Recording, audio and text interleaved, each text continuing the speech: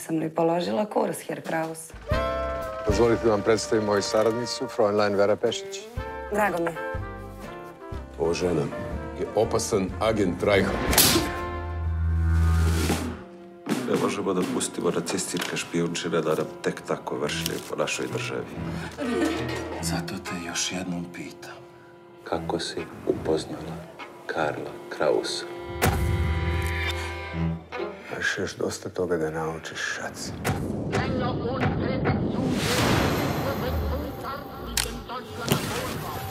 Počelo je. Poljska će pasti.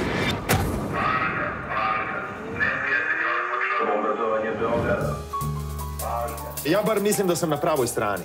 Pa ja mislim da niko ne zna koja je prava strana. Obaveštajac koji radi za jednu stranu obično pogine. Onaj koji radi za više ima neku šansu da preživi. Moram priznati da se divim vašem stilu, gospođice. Pešić. Vera Pešić.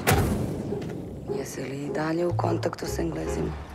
Idem kod Vojvode Pećanca. Očekujem. To je ta žena, Vojvoda. Stani!